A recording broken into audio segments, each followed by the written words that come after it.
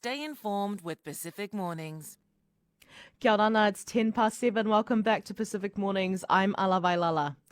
Acting Prime Minister David Seymour joins me now. Great to see you. Welcome back to the show, Minister. Hey, thanks so much for having me on again. Great. Now let's kick off with the conflict in the Middle East. We hear that Qatar is now under attack. What's the latest you've heard in terms of the safety of New Zealanders in the region? Look, I haven't been briefed this morning on that. We don't have any reason to believe that New Zealanders have been harmed by these recent attacks. We do know that as of yesterday, there were 119 New Zealanders registered in Iran, 117 in Israel. The New Zealand Defence Force has deployed a Hercules to the region, and that is so that it can be available to evacuate people when needed and if safe. However, our advice to people in Iran is to move if they can, shelter in place if they can't, and maintain contacts with the Ministry of Foreign Affairs and Trade. And one thing I'm keen to understand is why New Zealand hasn't taken a firm public position on the US attacks on Iran. Well, let's just start with the facts that we know. A nuclear-armed Iran is unacceptable to basically every country on earth. Even a lot of people in Iran would rather not see that regime with nuclear weapons. Second of all, the Americans have carried out an attack and they have asserted that they are carrying out legal action, but which is collective defense on behalf of other countries that might be attacked by a nuclear weapon if Iran was to have one. That is their position. We accept that's their position. We have not made a judgment on how we feel, what we believe to be the truth of that. However, we accept the facts, and in good time, I'm sure New Zealand's position will become clear. Right now, what is urgent is not New Zealand pontificating on a legal position, but encouraging dialogue, de-escalation, and looking out for the safety of New Zealanders in the region.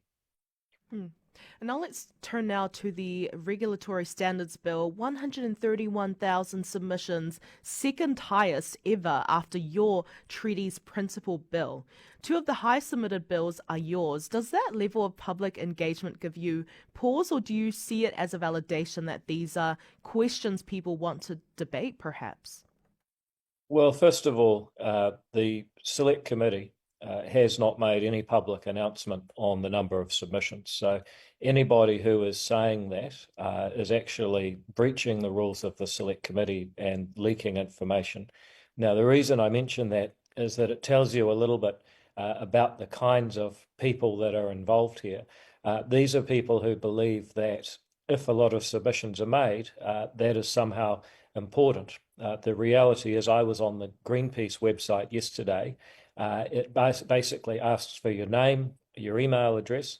It asks you to pick from one of 4 statements about the bill. All of those statements are untrue, and then you press done on the website, and it gives you a pre-written email with your name, an untrue statement, and ngā mihi at the end.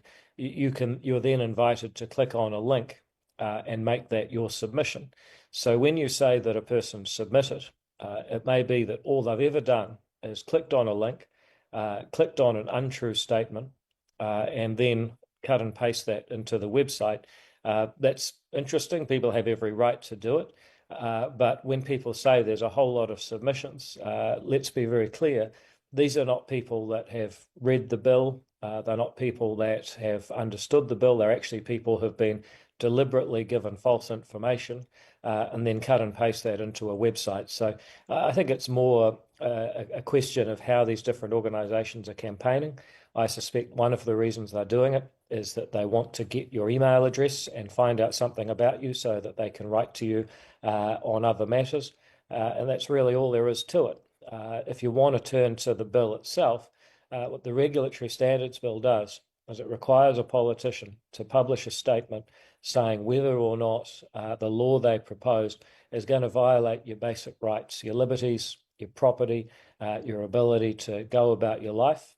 and it has to show that the politician has a good reason for doing that. Now, a lot of people are very worried about this. I can't think why, but in reality, this will make New Zealand more democratic, more transparent, less red tape, more getting on with your life, tackling real issues like the cost of living rather than being tied up in bureaucracy. That's a very positive thing, but it's been subject to effectively an email campaign by some organisations. Mm. When just looking at the figures that were released, this was part of them was by the Te Pāti Māori. Do you think there's grounds to make a complaint saying that this could be a breach like you mentioned? Well, they've almost certainly breached the standing orders of Parliament, which are that if you're on a select committee and you receive information like that, you're not allowed to share that information until after the select committee is finished. So, they break rules every day, and at some point you have to ask yourself, these guys are getting taxpayer-funded salaries. They're there to do a job, and they spend most of their time, breaking the rules and trying to do promotion on social media. I mean, I guess that's their choice, but at some point, people are going to have to ask themselves, what have Te Pāti Māori actually done to make New Zealand a better place to live? Mm. And I just want to discuss the Cook Islands situation. You spoke briefly about the new Taxpayers Union poll, which found that 60.5% of respondents are opposed to Cook Islanders maintaining automatic access to citizenship rights if foreign policy diverged or if consultation ceased. Is that a view that you agree with? No, I don't think it would be wise for New Zealand to alienate the people of the Cook Islands. And remember, there are many people who are Cook Islanders, but also New Zealanders. There are families that are mixed together. These are brothers and sisters, mums and dads, children. It's a pretty big deal to suddenly say, we're going to take away your rights when a lot of your life is between the Cooks and New Zealand.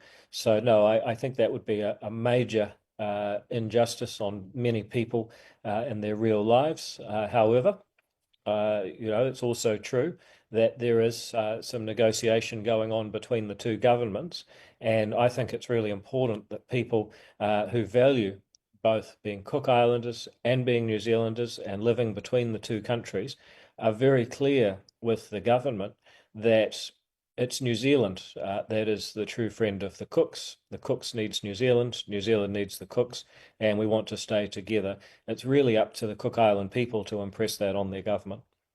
Mm. Would you say that Cook Island nationals have been taking their access to New Zealand citizenship and therefore healthcare and education and more for granted? No, I wouldn't say that. I think that's a terrible judgment on a large number of people who are very good people just going about their lives like everybody else. What I would say is that there is clearly a conversation going on between the government, not the people, but the government. And I think it's important that the Cook Islands government recognises that New Zealand is an important friend to the Cook Islands and to the Cook Islands people. And I think it's important the Cook Islands people are clear to the government that they can elect and control that the relationship between New Zealand and the Cooks is very special. Mm. Do you think this could possibly be the beginning of the end of the Cook Islands operating in free association with New Zealand? Is it time for the Cook Islands to become fully independent? Well, I certainly hope not, because, as I say, there are so many connections. People have family, people who married each other, people who have children, people that have jobs and friendships between the Cooks and New Zealand. I think what we have works very well. It allows people to live their lives between the two countries.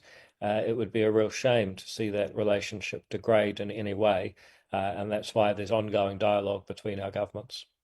Mm. And before we wrap up, Minister, any final thoughts to leave with our listeners?